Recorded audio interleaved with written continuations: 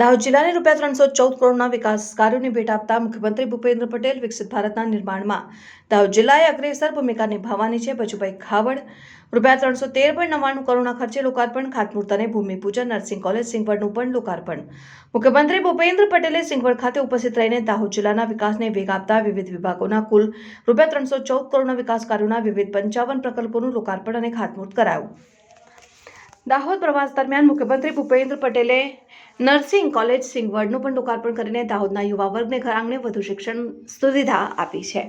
છેલ્લા થોડા દિવસોમાં ગુજરાતને ₹1.10 લાખ કરોડના વિકાસ કાર્યોની ભેટ પ્રધાનમંત્રીએ આપી છે અને તે જ પગલે ચાલીને ડબલ એન્જિનની સરકારે ગયા અઠવાડિયામાં ₹6700 કરોડથી વધારે વિકાસ કાર્યોની ભેટ જનતાને આપી છે. દાહોદને સ્માર્ટ સિટી બનાવવાનું લક્ષ્ય હોય કે વિકાસની વધુ જરૂર હોય તેવા એસ્પિરેશનલ જિલ્લાઓમાં દાહોદનો સમાવેશ કરવાનો હોય. વિકાસ અને લોકહિતના કાર્યોમાં દાહોદ જિલ્લો ક્યાંય પાછળ ન રહે તે ડબલ એન્જિન સરકારની ગેરંટી છે તેમ પટેલે જણાવ્યું. દાહોદમાં ₹20,000 કરોડના ખર્ચે રેલવેના ઇલેક્ટ્રિક એન્જિન બનાવવાના પ્લાન્ટથી સ્થાનિક યુવાનોને રોજગારી મળે તેવી વ્યવસ્થા પ્રધાનમંત્રી નરેન્દ્ર મોદીએ કરી છે.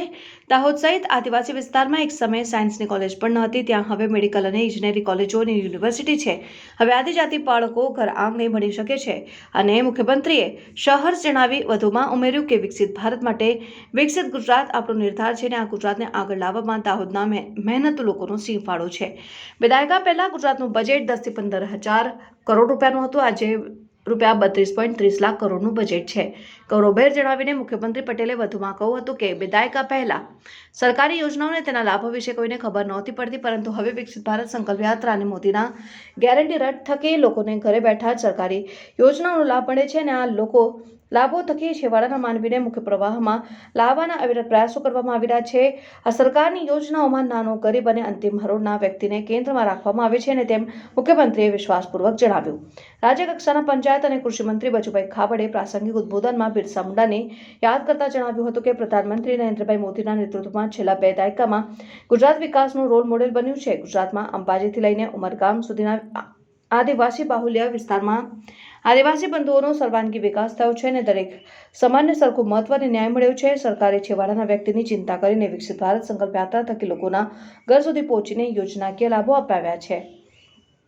સાંસદ જસવંતસિંહ ભાભોરે દાહોદના આંગણે વિકાસોત્સવ આવ્યો હોવાનું જણાવીને કરોડો રૂપિયાના વિકાસ કાર્યોની ભેટ મળવા બદલ દાહોદવાસીઓને અભિનંદન પાઠવ્યા. અમૃતકાળમાં ગુજરાત સતત અગ્રેસર રહીને વિકાસનો પર્યાય બની રહ્યું છે, ત્યારે દાહોદ પણ તેમાં હરણફાળ ભરવાની છે તેમ કહીને આદિજાતિ વિકાસ માટે પ્રધાનમંત્રી નરેન્દ્રભાઈના નેતૃત્વમાં અને મુખ્યમંત્રી ભૂપેન્દ્રભાઈ પટેલના માર્ગદર્શનમાં અવિરત કાર્યો થઈ રહ્યા હોવાનું તેમણે જણાવ્યું. સરકારની વિવિધ યોજનાઓના અમલીકરણ, લાભો અને દાહોદ જિલ્લાના કાયાપલટથી તેમણે સંક્ષિપ્તમાં વાત કરી. આ કાર્યક્રમમાં મુખ્ય મહેમાન પદે રાજ્ય સરકારના આદિજાતિ વિકાસ, પ્રાથમિક, માધ્યમિક અને પ્રૌઢ શિક્ષણ વિભાગના મંત્રી ડોક્ટર કુબેરભાઈ ડિંડોર અને ગુજરાત વિધાનસભાના ઉપાધ્યક્ષ શ્રી જેઠાભાઈ ભરવાડ ઉપસ્થિત રહ્યા.